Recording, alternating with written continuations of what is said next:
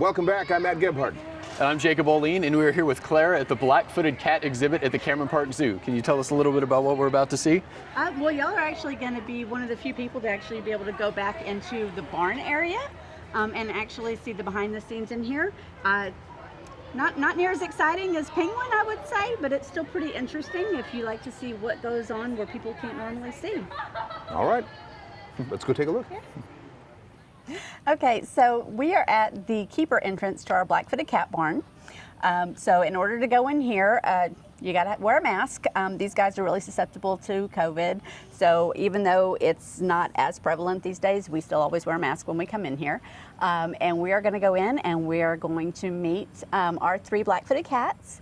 And we're gonna give them a little bit of breakfast while we're here. So this is our keeper prep area for black-footed cat. You can see it's way smaller than Penguin. Their diet is made by our commissary tech, so we don't make their diet. They get fed twice a day though. And this morning they're gonna get meatballs. And what this is this is a special, we're gonna call it a hamburger meat, that it's made specifically for cats. So this has everything that they need in it, all the nutrients, all the good little bits and stuff. So they're gonna get this for breakfast, and then for dinner later tonight, they're gonna get a whole prey, and we change that up. Sometimes they get chicks, and sometimes they get mice, and sometimes they get different things, but normally chicks and mice are their whole prey. So they'll get this on one meal and a whole prey item on the second meal.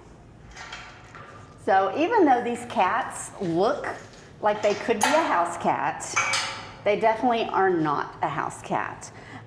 They are wild. We treat them like a wild cat. So we are what's called protected contact with these cats. We never go in the area with these cats.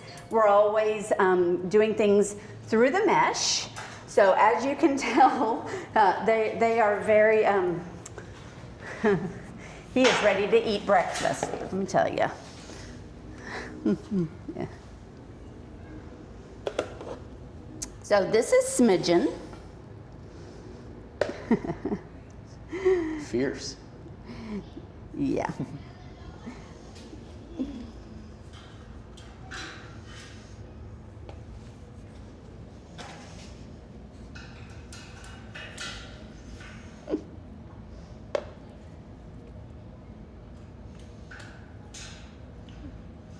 And about how old is Smidgen?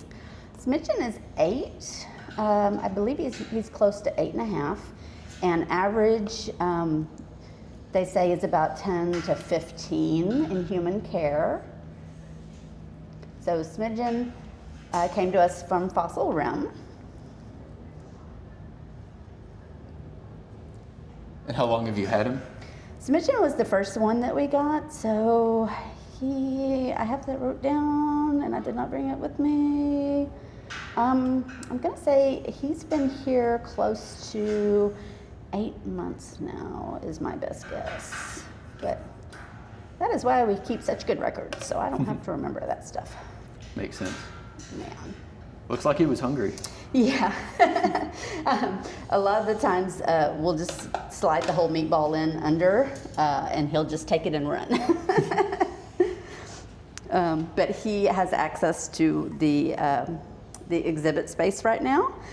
So he'll come back and forth then as he wants. And normally this time of the day, he'll get locked out on the exhibit for a good portion of the day because it's a nice day, it's not too hot. And then he has access to the inside here overnight. And we swap our cats. We have 2 other cats. Just be careful because you can reach through. We have 2 other cats and we will swap who has the exhibit and who has what we call our den area. Our other 2 cats are actually together right now because we're hoping that they will breed. So we actually have them as a pair right now.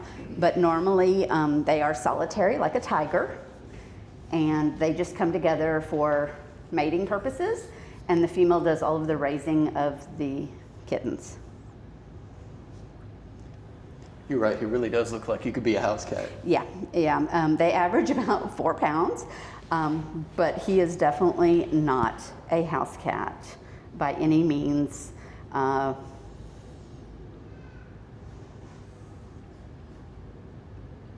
They are one of the best hunters. They have a very high metabolism. So in the wild, they pretty much hunt all night long. And they're, of course, catching very small prey. But they are more successful at catching their prey than lions are working as a group. Now, of course, lions are going to take down something much bigger.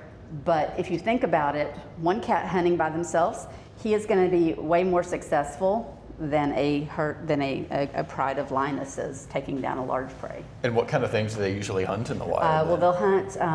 Their native habitat is like a grassland area, so they're going to get small rodents, lizards, things like that. Nice, things that they have to go in and wedge themselves in and actually go through the scrub and actually find. Okay. So here, a lot of times we'll make it a little harder for them, and we'll make them actually hunt for their dinner by placing it in different areas and having them actually find it. So we do a lot of enrichment with these guys to help keep that hunting instinct, at the forethought there. But these are fabulous, fabulous guys to work with and to. He's like, I want more. It's like, that's all you get. In order to educate people about these little guys, in the wild, their biggest threat right now is basically the habitats that they're in getting smaller from people, agriculture, things like that, making the prey move, because of course people don't want mice and stuff in their crops. But that's what he wants. And where did you say they were native to again? They're native to Africa. Yeah, kind of the southern area of Africa as well. And right now, I believe there's 28 in human care in zoos. So zoo population is very limited. These cats are not something you're going to see in every zoo. Wow. Yeah. And right now we have 3, and we are hoping. That they will breed, but they are not as prolific breeders as you would think a cat would be. Yeah, they're not that easy. So we are definitely hoping that our pair will breed. Smidgen, unfortunately, does not have a recommended mate right now because there's so few of these in human care that Smidgen is actually really closely related to Gaia, our female. So we have to make sure that those genetics aren't that close, of course, for pairing up. But like I said, normally in the wild, they wouldn't come together unless it was time to mate. So they really don't need to be in a setting like a lion would be, like a large pride. They're more like a tiger, where they would be a solitary hunter and maybe have a little bit of overlap on some of the territory edges. Yeah, so we'll go down here to the end and we'll meet Finn and Gaia. So you can see we have several stalls in here, and these stalls are set up just like a tiger would be, where they can still hear each other but they can't see each other. That also kind of tells you that they're going to be more solitary, because like our lions are mesh to where even when our lions are separated they can still see each other. So you can see that these guys are definitely more of a solitary. And these two I'm going to separate for feeding, just because I feel like Miss Gaia, the dainty one here, would probably eat everything and not let Finn have anything. That sounds about right. So I'm just going to separate them for their feeding, and then we'll put them back together. And they're used to this. We'll have them together for a bit, and then we'll separate them out again. Gaia.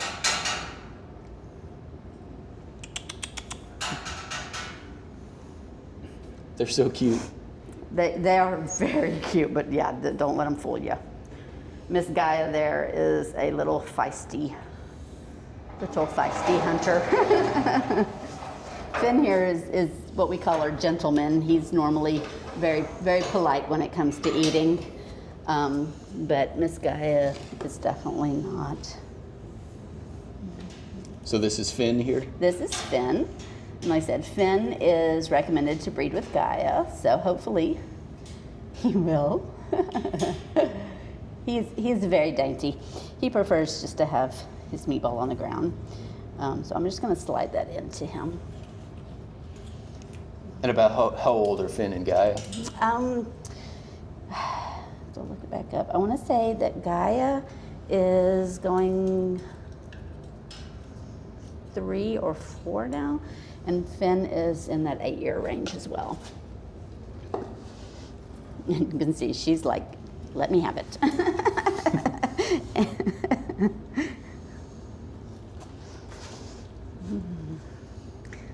So this is what we call our den here. This is visible to the public through a window.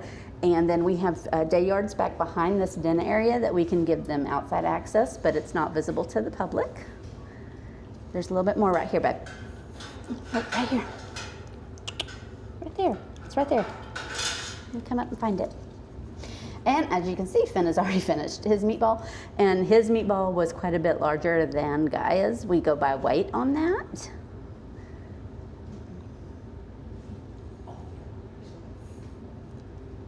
So you said they're solitary, but Finn and Gaia kind of stay together a little bit more? They are together right now. We're going to leave them together for a few months, so that way hopefully she will cycle and they will breed. Are they in danger? I believe their status right now is threatened. But like I said, there's very few of these that are actually in zoos where people can actually see them.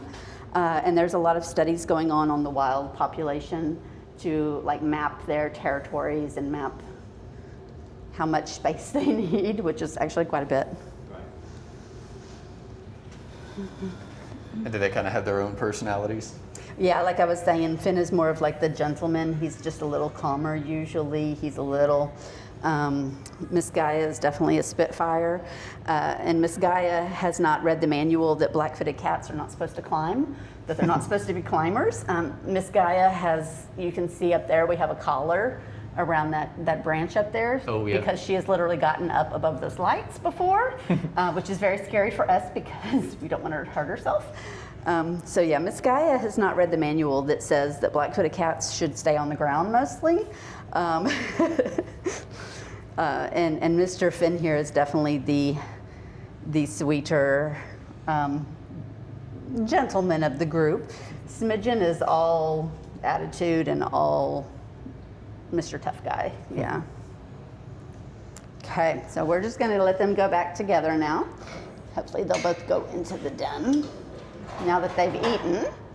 We just don't want to run the risk of any scuffles during feeding, so. Makes sense. Yeah. So It's a neat little trap door where they can go between. Yeah, and they've really adjusted to shifting really well. Normally when we open the doors, they go straight through whatever door just got opened. So we can actually shift these guys straight onto exhibit from back here, and we can take Smidgen and move him down, so we can kind of rotate everybody if we need to. And we do twice a week. We'll shift these guys over to that side where they have the exhibit in the first stall. And Smidgen will come down here to where he has the den and the day yard areas, just to kind of give them a little bit larger territory that way, kind of mimic that hunting pattern as well that they do. So. I could kind of hear just real faintly in the background some of the noises they were making. Do they make noises similar to house cats, or do they have kind of their own? I've never heard them actually noises? like meow, like you would a house cat.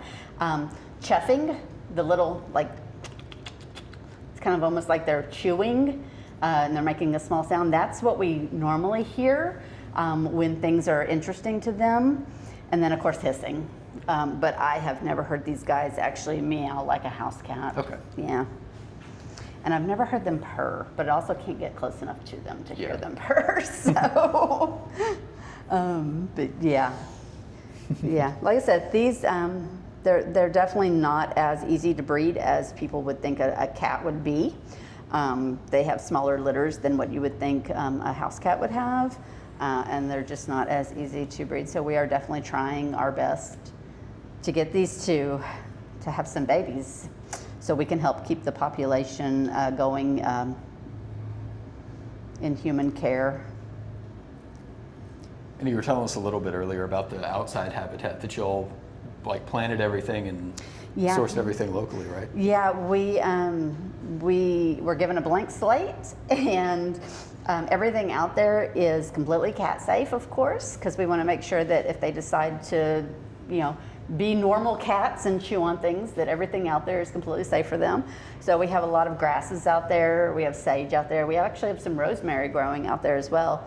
So everything out there and everything in here is completely safe for them to chew on, and we just want to make sure that they have the most complete life that they can.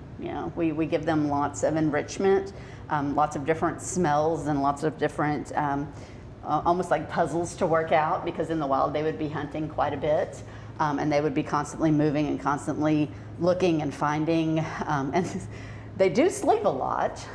In the wild, they would do most of their hunting at night. They're nocturnal. So if you come and see them during the day, chances are they're going to be snoozing, unless it's getting around feeding time for them.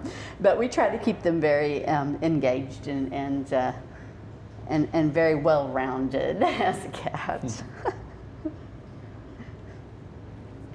Well, thank you so much for showing us. They're You're very super cute welcome. and very interesting. And like right now, they don't want to shift back into their den area, and there's people at the window, kind of like, I don't see anything. So I'm hoping they'll shift back into the den area here for us, so that way they're viewable for the public. But they may just take a minute. They may just get to have both for right now. Maybe once there aren't as many new people. Yeah, they're definitely not area. used to people back on this side. Normally it's one keeper in here during the day. Even when we do weights and things like that, it's one keeper back here. So yeah, they're not really used to very many people back in their space, definitely. And like I said, we don't go into their actual space. We would shift them in here for me to go in here to clean, and they would hang out in this space for me to clean this area. So that's called protected contact. So we are never actually in the same space as them. And I know it seems kind of silly because they're so small, but they could really do some damage to you if they want to. So we try to be as respectful for them, and try to have them have a little respect for us as well. Like I said, normally they shift very well when you open doors. They're very good at going through that, and they've learned that really quick. And that just kind of helps, that respect. We give them the opportunity. And like I said, right now they don't want to go through that door, so we'll give them an opportunity again later to go back onto their den area. All right, well, thank you so much. This has been great. Thank you.